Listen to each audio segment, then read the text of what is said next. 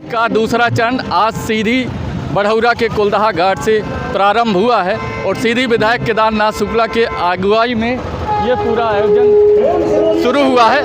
आज जलाभिषेक का दूसरा चरण है और कुलदहा घाट से महानद सोन नदी से जल लेकर भगवान शिव को पैदल यात्रा के माध्यम से बढ़ौरा शिवधाम तक पहुंचा जाएगा। और आइए हम विधायक केदारनाथ शुक्ला से बात करते हैं। जलाभिषेक का दूसरा चरण है और आपके अगुवाई में इस पूरे आयोजन की शुरुआत हुई है। पूरा कार्यक्रम किस तरह का है?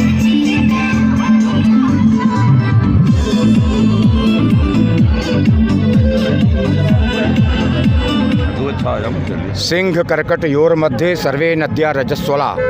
सिंह और कर्क के सूर्य में सारी नदियाँ रजस्वला होती हैं। केवल गंगा देव नदी है वह नहीं रजस्वला होती, और सोनभद्र महानद हैं, पुलिंग है, इसलिए वो रजस्वला नहीं होते। इसलिए महानद सोन के जल से भगवान शिव का अभिषेक शास्त्र सम्मत है। शास्त्रों का कहना है कि गंगा के जल के बाद महानद सोन का जल सर्वाधिक पवित्र है, इसलिए हम सोनभद्र के जल से भगवान शिव का अभिषेक कर रहे हैं। इस तरह से सीधी विधायक ने कहा कि सोन नदी का अपना एक अलग महत्व है और जिसके कारण हम सोन नदी से जल लेकर और भगवान शिव को अर्पित करने जा रहे हैं। और उनके अगुवाई में हजारों लोगों का काफिला लगातार पैदल यात्रा करके भगवान शिव को जल अर्पित करने जा रहा है। और देखिए हजारों लोगों की अपार भीड़ है और लोगों का पूरा जन समर्थन मिल रहा है। और चूंकि ये धार्मिक आयोजन है और सीधी विधानसभा के साथ साथ ज़िले के अन्य स्थानों से भी लोग इस आयोजन में भाग लेने के लिए आए हुए हैं, ले रहे हैं, शामिल हुए हैं सीधी ज़िले के युवा नेता ज्ञानेंद्र अग्निहोत्री जी। तो आइए उनसे बात करते हैं इस पूरे आयोजन के संदर्भ में। केदारनाथ शुक्ला जी जमीनी नेता है और जन नेता है, इसमें कोई दो राय नहीं है। पर ये कार्यक्रम पूरी तरह से धार्मिक है। एक बात मैं आपकी ज़रूर कहूँगा कि कहीं भी जब राजनीतिक व्यक्ति किसी भी कार्यक्रम में पहुँच जाता है तो वो धार्मिक हो या सामाजिक हो या पारिवारिक हो, राजनीतिक ही हो जाता है। पर ये कार्यक्रम पूरी तरह से धार्मिक है और ये अपार जो जन समूह आज आया है हजारों की संख्या में, निश्चित रूप से ये दर्शाता है केदारनाथ शुक्ला जी के एक आह्वान पर इतने सारे लोग आए हैं, वो उनके प्रति आस्था भी दिखाता है और भगवान भोलेनाथ के प्रति आस्था है। ये दूसरा चरण है और इस दूसरे चरण में अपार भीड़ देखने को मिल रही है। इसको किस दृष्टिकोण से लेते हैं? अभी ये दूसरा चरण है। इसके पहले देवघटा में भी काफ़ी जनसैलाब था, यहाँ आज उससे 4 गुना है। अभी आगे चंद्रे में और ज़्यादा आपको भव्य रूप देखने को मिलेगा। ये ऐसी भगवान भोलेनाथ की इच्छा है। तो जिस तरह से अभी ज्ञानेंद्र अग्निहोत्री जो भारतीय जनता पार्टी के युवा नेता हैं और हमारे बीच हैं चौराहट के नेता जो भारतीय जनता पार्टी में जुड़े हैं और एक कर्मठ कार्यकर्ता के तौर पर पार्टी को अपनी सेवाएं लगातार दे रहे हैं, तो इस आयोजन के बारे में आपका क्या विचार है, क्या कहना है? ये एक महत्वपूर्ण आयोजन है जो समाज को एक नई दिशा देगा। जो गुरुदत्त शरण शुक्ल और माननीय पंडित केदारनाथ शुक्ल जी के द्वारा सोनभद्र के जल से भगवान बढ़ौरानाथ भोलेनाथ महादेव भगवान का जलाभिषेक होगा। इससे आने वाले समय में एक नई दिशा लोगों को मिलेगी और ये परंपरा निरंतर जारी रहेगी।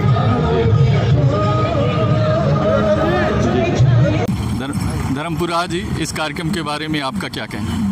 कार्यक्रम बहुत अच्छा है, पुनीत कार्यक्रम है। ये धर्म से और आस्था से जुड़ा कार्यक्रम है और ख़ास तौर पर ये श्रावण के महीने में इसका तो बहुत बड़ा ही फल है।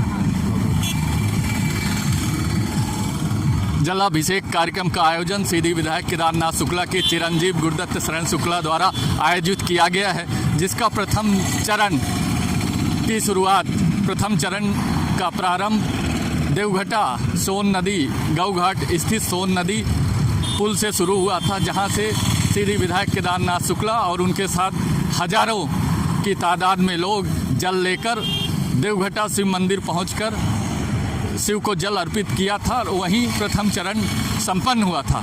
आज जलाभिषेक कार्यक्रम का दूसरा चरण है जो कुलदहा घाट सोन नदी से प्रारंभ हुआ है और बढ़ौरा शिव धाम पर संपन्न होगा। और आज हजारों की तादाद में सीधी विधायक केदारनाथ शुक्ला की अगुवाई में लोग सोन नदी कुलदहा घाट से जल लेकर और पैदल यात्रा बढ़ौरा नाथ के लिए कर रहे हैं। करीब 4 किलोमीटर लोग पैदल यात्रा करके भगवान शिव को जल अर्पित करेंगे। और आप देख रहे हैं नज़ारा मेरे आगे और पीछे, हजारों लोग, चाहे वो बाइक के माध्यम से हो, चाहे वाहन के माध्यम से हो, चाहे पैदल, लगातार लोग दिखाई दे रहे हैं भगवान बढ़ौरा नाथ जाते हुए।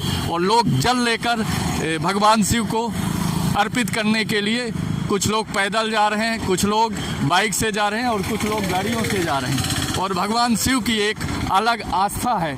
और ये आज दूसरा चरण है जो बढ़ौरा नाथ शिव मंदिर पर संपन्न होगा। और तीसरे चरण का आयोजन चंद्रेह शिव मंदिर में किया गया है जो 19 तारीख को है। और संभावना है कि वहाँ भी हमें अपार भीड़ देखने को मिलेगी।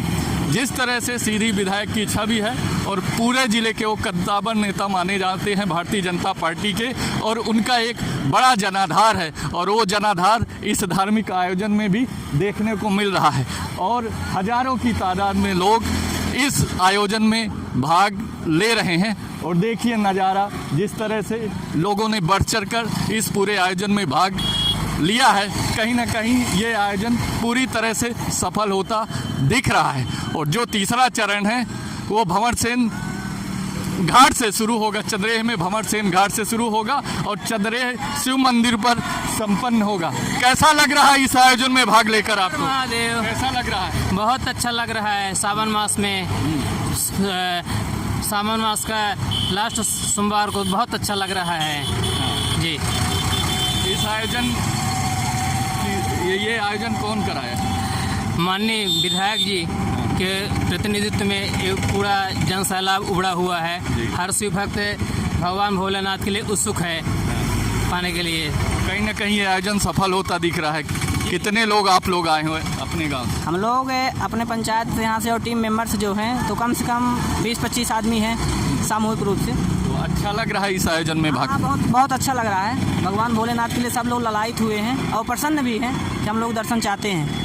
क्योंकि ये श्रावण मास है और श्रावण मास भगवान शिव के लिए पुनीत मास माना जाता है। और श्रावण मास में वैसे ही शिवालयों में दर्शन करने के लिए और शिवालय में जलाभिषेक करने के लिए लोग आते हैं। लेकिन जो आयोजन विशेष रूप से जो ये आयोजन किया गया है, जिसका दूसरा चरण आज है, और इस आयोजन में जिस तरह से लोग भाग ले रहे हैं, कहीं ना कहीं ये पूरा आयोजन सफल होता दिख रहा है। और हम उम्मीद ये भी कर रहे हैं कि ये दूसरा चरण है। जैसे देवघटा में कुछ कम लोग शामिल हुए थे आज की अपेक्षा, और आज भारी तादाद में लोग शामिल हो रहे हैं। और जो अंतिम चरण है, तीसरा चरण है, जहां पर ये इस पूरे आयोजन की समाप्ति हो जाएगी, संभावना है कि उसमें और अधिक लोग भाग लेंगे।